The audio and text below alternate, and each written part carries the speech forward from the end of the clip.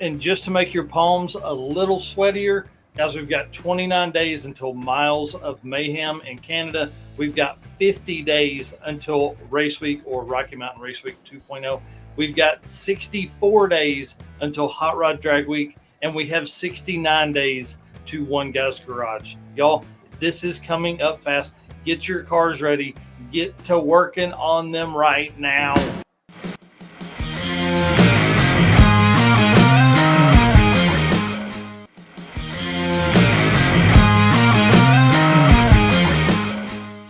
All right, guys, this is going to start our Miles of Mayhem coverage. Y'all, the team that is putting on Miles of Mayhem looks like they are going to have a ton of fun. If you want more information, visit milesofmayhem.ca. That's right, Canada. We're 30 days out, August 14th through August 19th. All right, with only 30 days out, I had to get some information from some of the drivers. But guys, let's do a rundown of the event real quick. It starts at Medicine Hat Dragway Association in Medicine Hat, wherever that is. It goes to Saskatoon International Raceway for day 2, which is, based on what I'm seeing, 450 to 500 kilometers. I know you don't know how much that is. It's 300 miles for day 2 racing. Then they move on to Forestburg Area 53 racetrack, another 425 to 450 kilometers, or for us Americans, 250 miles. Day 4 is at Rimbey, which is Central Alberta Raceways, which is, by my maps, 150 to 200 kilometers, which is about 125 miles. So I don't know if they'll have them drive around in the backcountry some or in the country some to gain the miles that day. But basically, pulling up on Google, 125 miles. And then they're obviously back to Medicine Hat Drag Race Association, another 300-mile trip that day. So in total, it's 1,700 kilometers or 1,000 miles.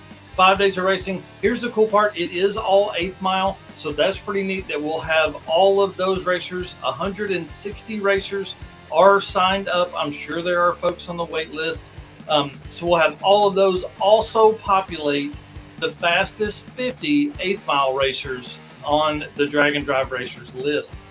So on the top 50 2021 8th mile list, there were 31 Miles of Mayhem racers. So more than half of the racers on the 8th mile list, top 50, were Miles of Mayhem. To tell you how fast the pool of drivers are up there in cars, I basically put a post up on their Facebook group asking for a little bit of information about who's coming, what they're bringing, all that kind of stuff. So I'm going to run through that. I'm going to blast you guys with photos and a little bit of information on these drivers. So here we go. We got Kyle Omalano with a Datsun truck with a Turbo LS in it. Ted Miko, our buddy that came down with Rich Keto and then raced with Bill Armstrong and those guys. He won the Rocky Mountain Race Week stick shift class, and then he's bringing his Ford Fairlane to Miles of Mayhem, coming back, wants that trophy for Rocky Mountain Race Week and Miles of Mayhem for the stick shift class, and he's got a new trailer. Quentin Pike, he switched from a twin turbo diesel setup to a compound turbo setup. He's got a new NAPC race trans, all new engine combo, and tons more. He listed a bunch of stuff.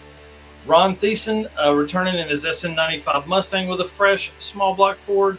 Darcy Hanlon returning in a diesel Fox body with a trans brake and a bit more nitrous and a new trailer. Chris Hine, not many upgrades to the 33, but has a new trailer that looks freaking awesome. If you agree with me, put it down in the comments. David Sidden, it's his first Miles of Mayhem, and he recently finished, I shared it the other day on Instagram, his 49 Plymouth Gasser, made the first trip around the block last week. He's bringing, I think, his brother and his niece. They're bringing their own cars, so that's pretty exciting. A family group there. Chris Oler is returning, but he has two-step and a boost builder this time in the Beaumont. He was at Sick Week with us as well. Pat Miker says he's coming in and intends to make it past day 1, where he was actually the fastest pass of the day, but sadly didn't make it. But he hasn't had the car out this year yet. He fixed a lot of stuff, just hasn't had it out yet. Brad Whalen is still giving the Falcon a shakedown. Looks like it's going to be there. It was in the picture it was driving. Steve Groening is returning with a new 388-inch motor and a new turbo. back on a radial. Says he has business to handle after finishing second last year. Raymond Huppy returns with upgraded fuel tanks and fuel pumps in his Fox body. Tony Buchert is returning after a tough sick week and making a list of changes that's too long to list. Colby Bouck, B-O-U-C-K, coming back in his Mustang. He finished second last year, but says he's hoping to not get outgunned by all the crazy fast stick shift guys that are coming to take the W. Finished second in stick shift, sorry. Brian Stevenson is a new entry to stick shift with his GT500.